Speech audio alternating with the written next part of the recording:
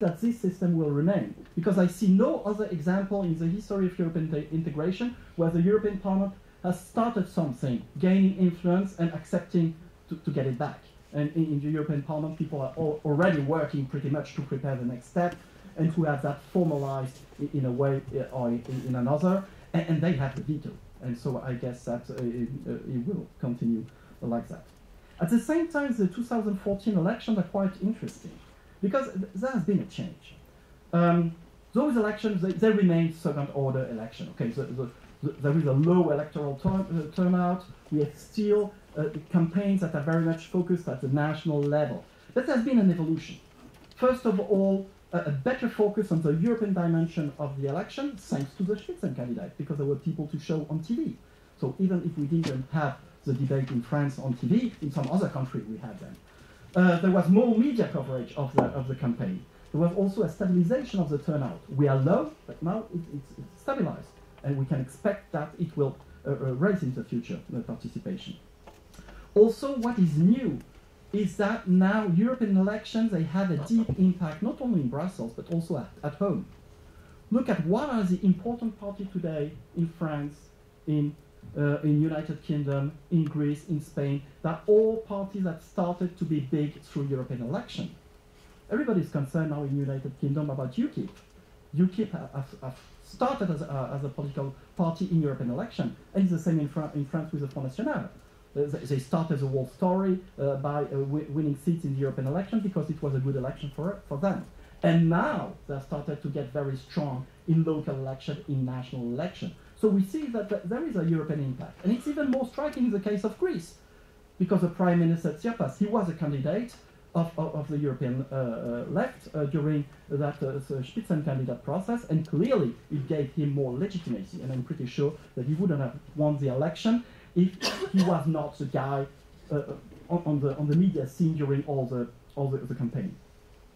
Also, European elections have gained a strong impact now at EU level. For years and years, the idea, the assumption was that basically European elections are not so interesting because there is no impact at European level. You vote for European election and it's always the same coalition between left and right, and there is no impact on the Commission and no impact on the Council, European Council. This changed. Now there is a direct impact on the choice of the President of the Commission. Now there is the emergence of a bloc within the European Parliament, the alliance between SD, EPP, ADLE, that are supporting more or less Juncker. Now there is also, and this is totally new, a political deal at interinstitutional level. Mr. Schulz was re-elected as a president of the European Parliament as part of a deal. Okay, EPP has won the election, you get the Commission, and the Socialists will get the presidency of the European Parliament. Looking at the rules of the Parliament, there should have been an alternation. It should have been an EPP president. And also for the first time, a president of the Parliament was re-elected for a second half time, which was a kind of an unwritten rule of the European Parliament. You do only once 2 years and a half, and nobody ever did it twice. So there is kind of a balance, political balance at the interinstitutional level. Also, there is a rise of Euroscepticism within the European Parliament, whereas it's quite strong today. But even in other institutions, we have today a Commissioner Hill, who's more or less a Eurosceptic. And we have now in the Council, in the European Council, people that are sitting there expressing strongly Eurosceptic views, because they're trying to follow the citizens and to follow the result of European election. Now we have people representing Hungary, representing Poland maybe today, representing tomorrow, representing Greece, that are expressing quite critical views regarding European integration, and this is also kind of a consequence of European election. So we have that process of parliamentarization that keeps going on, European elections that are gaining more power, shaping the composition of EU institutions and not only the European Parliament, influencing the interinstitutional dynamics with that new link between the bloc and Mr. Juncker, modifying the inter-party relations because that new alliance between EPP, SD and ALDE is really a result of those European election and the Spitzenkandidat procedure, and even now impacting the member states' European policy with members of the European Council and the councils that are becoming more critical because of the result of European election. So intergovernmentalization, parliamentarization, but at the same time people fighting to keep the community method. It is still there, because the Commission has always fought to keep the community method, and if you read the treaty, it is still there. The Commission is still a very strange institution, and people are still working for that. And we can read the proposals that have been made regarding better regulation as that, as a strategy to keep a central role for the Commission in the mood of the original treaty. So the dimension of that community method and interinstitutional cooperation is a very important one also. And here we have three elements. The first one is generalization of trialogues. It has been said by Vicky since 1997. There has been a trend towards a generalization of trialogue that nobody could have expected, because there was nothing in the treaty about that. The second point is comitology and delegated legislation. New strategy, new attempt to refine the interaction between institutions regarding the adoption of delegated act and implementation act. And then the better regulation strategy. Commission is following its path. The whole story started formally in 2005, and now we have new proposal on the table to continue in that direction, with the big proposal of Frans Timmermans, who's supposed to be in charge of simplification, with four main ideas. Systematization of impact assessment. So impact assessment is something big in the Commission for now years and years for all the legislative proposal, and now the idea is to systematize that when the Council or the EP wants to modify too much a proposal, with the idea that it should, each big modification should lead to an impact assessment. It was already possible in the past, but the Council never asked for that, and the EP was quite shy about that.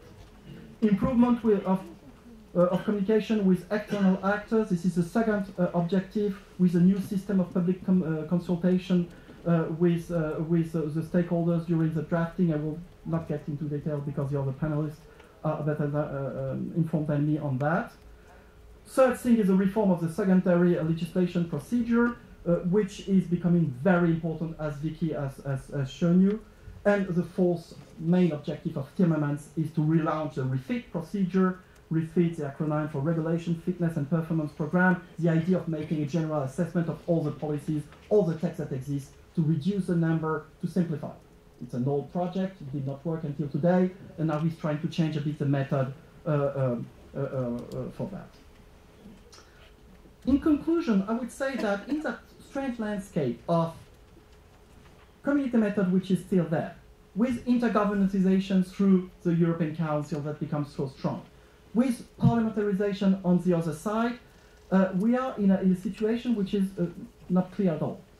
I consider that the main challenge today is for the European Parliament. The European Parliament on the treaties are enjoying considerable powers. When we do comparative work on parliaments in the world, I would rank the EP as in the class of the top parliaments, the most influential.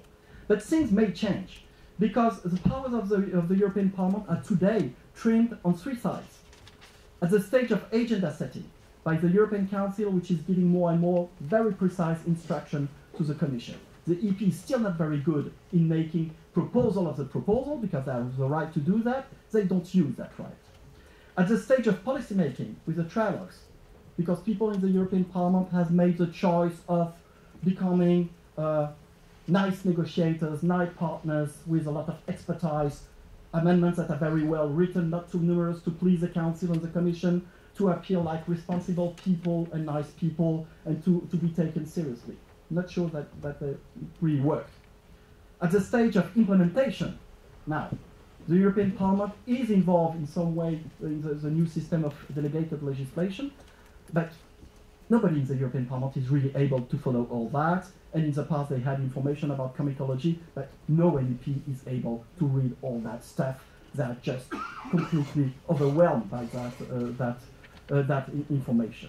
So maybe it is time for the European Parliament to think twice about the right strategy. The strategy that has been chosen since the beginning of the 90s was, let's become now a reasonable, serious partner, not like in the 80s, and stop conflicting with the Council and the Commission. Maybe people should remember now in the EP that in the past the European Parliament gained a lot of power and influence through veto playing, through creating conflict. Maybe people should remember also that an MEP should not necessarily be reasonable. Do we really need an impact assessment on each amendment written by an MEP? He's a politician or she's a politician. They have the right to be wrong. They have the right to write an amendment that maybe does not make sense. So that was just my element of reflection. Thank you for listening.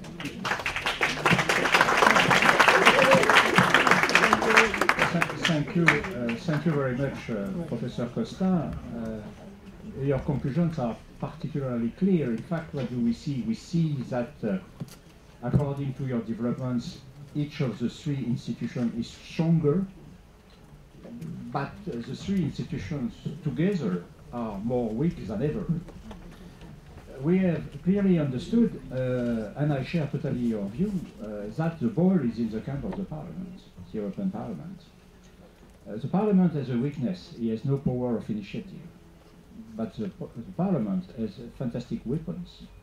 The weapon to veto delegated acts.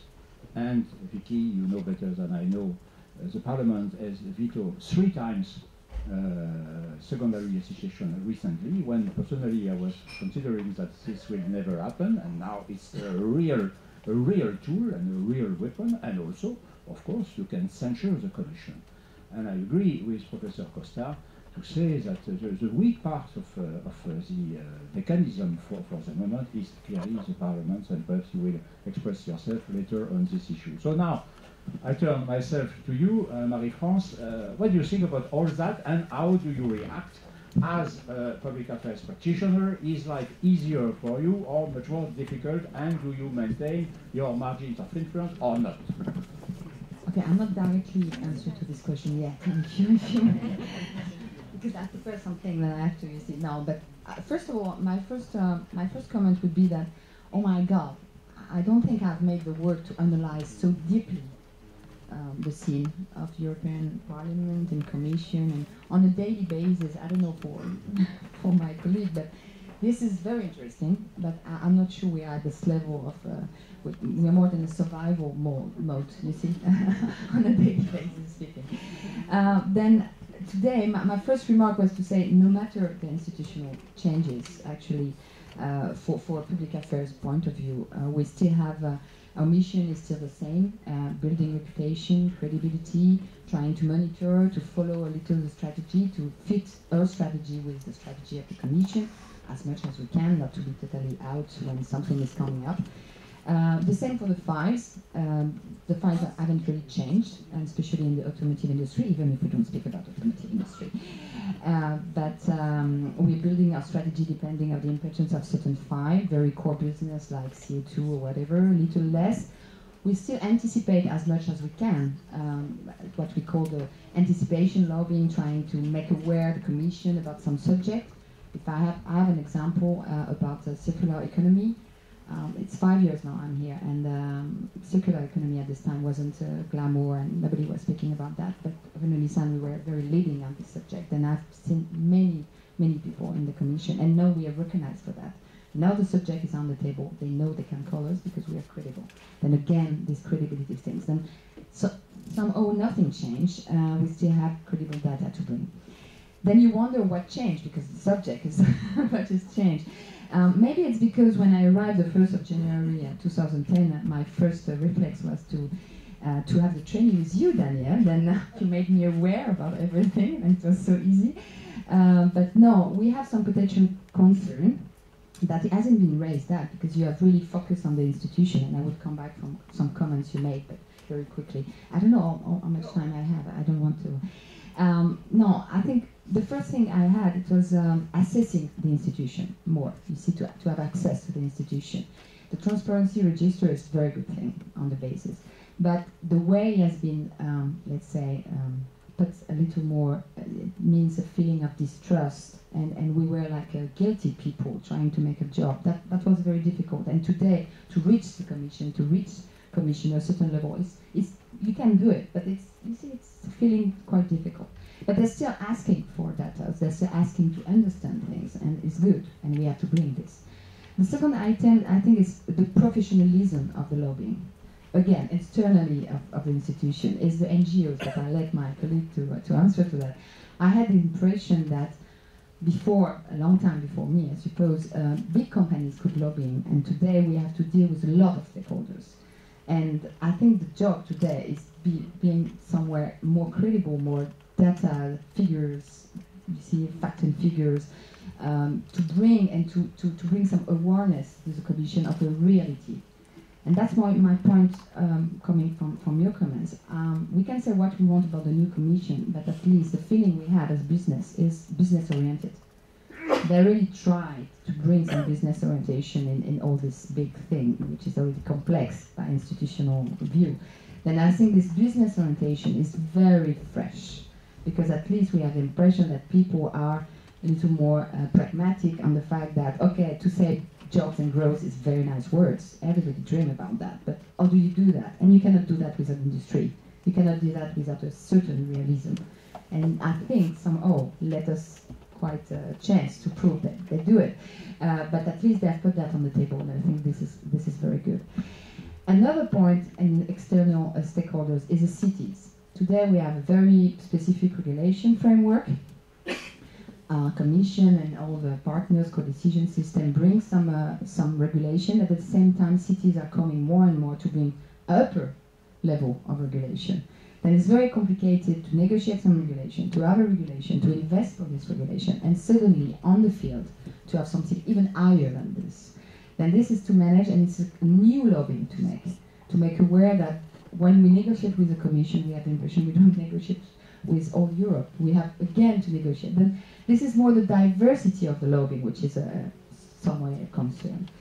And just to finish and to react on what you say, then the organization of the Commission, I think they missed the chance to reduce the Commission in number. I think everybody thinks that. Okay, it was an opportunity. The VP system at least tried to reduce that and to give some leadership. The more business-oriented, as said, the better regulation is another point. It's from our point of view, from my point of view, there is a clear political agenda. Mr. Juncker has been elected on a program, somehow.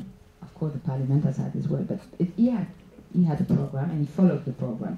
Somehow, it's what we like. You see, we have a to-do list and to-do list. After he would succeed, we don't know, but at least give him the way to prove it. The MEP, I don't really think, I don't share at all what you said about MEPs, actually. No, they're very loud, they're very vocal. When you see the number of amendments and proposals today, it's insane. You cannot work on that. Even me and my team, we spend hours and hours to try to see all the amendments and to check. Then we have a proposal of the Commission, good or bad, we don't care.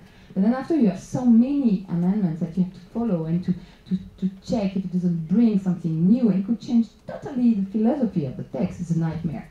Then the lobbying today is more legalist than lobbyist. You see, we begin to go through, and this is an issue. This is an issue, and I think they're very vocal. Really, actually, I think so. And finally, the trilogues. I've tested it for a huge package.